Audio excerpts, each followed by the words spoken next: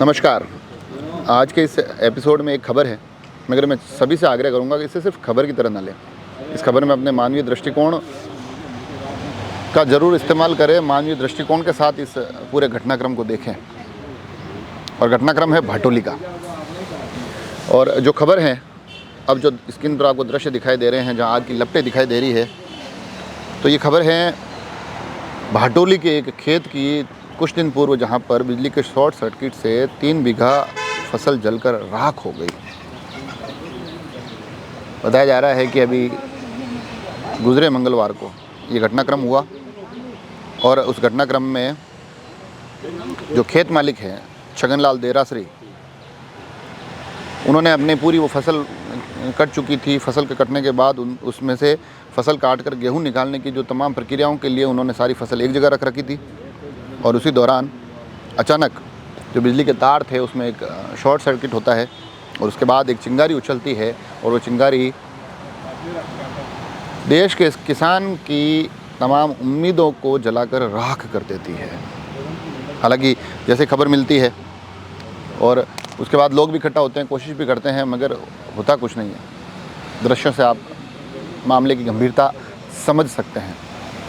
और मानवीय दृष्टिकोण का क्यों कहा वो मैं आपको बताऊं। उससे पहले सीधा सुनिए कि वो खेत मालिक, आखिर उनकी आवाज़ से आपको पता चल जाएगा कि आखिर ये विषय सिर्फ उस खेत का या उस खेत के मालिक का नहीं है, ये विषय हम में से हर एक का है। पहले तो सुनिए आखिर कहते क्या है वो। अच्छा, 3 बीघे की गेहूं की कटी हुई फसल इकट्ठी की हुई थी और बिजली की शॉर्ट सर्किट होने से पूरी फसल नष्ट हो गई। लगभग 30-60 हज़ार का उसमें आर्थिक नुकसान हुआ है, गेहूं और भूसे का मिला करके। इस हिसाब से नियमानुसार अगर आर्थिक सहायता मिल सकती है तो राज्य सरकार से दिलाने का अनुकंपा करें। तो देखा आपने।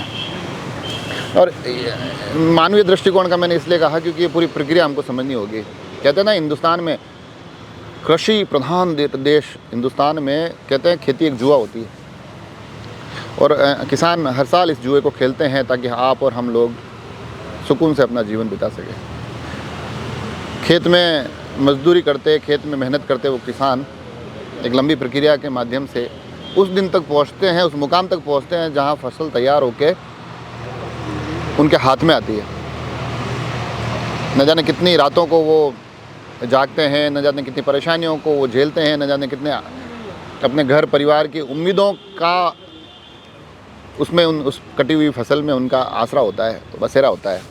और फिर अचानक से खबर आती है। और इस बार तो वैसे भी तमाम किसानों के लिए अलग अलग तरीके की समस्या आई, जिसमें कि असमय बरसात होती रही, ओले भी गिरे, तो उसके कारण वैसे ही फसलें बहुत ज़्यादा तकलीफ़ में हो गई। और फिर उसके बाद कैसी प्रक्रिया होती है सरकारी, वो आप और हम में से किसी से छुपी हुई नहीं है। तमाम किसान आज भी आते हैं और बताते हैं कि हमारे अभी तक भी जो फसल के मुआवजे की प्रक्रिया पूरी नहीं हुई है, जो हमारा नुकसान हुआ है उसका जायज़ा नहीं लिया गया। ये अलग अलग खबरें आती हैं, मगर उसके बाद भी आप कल्पना करिए कि जो आखिर का एक दौर आता है उसमें भी अगर ऐसी शॉर्ट सर्किट जैसी चीज़ों के बाद सारा का सारा मेहनत और सारी की सारी उम्मीदें वो अगर जलकर इस तरह से राख हो जाए तो हम स्थिति को समझ सकते हैं।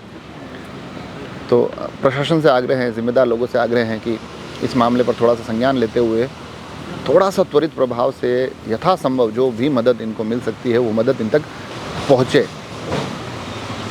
क्योंकि नारों में, बड़ी बड़ी बातों में, सरकार के अलग अलग आंदोलनों में हमने किसानों के लिए बड़ी अच्छी अच्छी बातें सुनी हैं, मगर धरातल का किसान इतना सुखी भी नहीं है। उसके बावजूद वो इतनी शिकायतें नहीं करता है, मगर उनकी जो जायज़ तकलीफ़ें होती हैं, उन जायज़ तकलीफ़ों के समाधान हम में से हर एक की जिम्मेदारी है। इस एपिसोड के माध्यम से यही बात मैं आप तक पहुंचाना चाहता था और पुनः आग्रह करूंगा, इसे सिर्फ खबर की तरह ना लें, इसमें एक अपना जुड़ाव रखकर मानवीय दृष्टिकोण से ज़रूर सोचें। जुड़े रहें राजसमंद एक्सप्रेस से। धन्यवाद।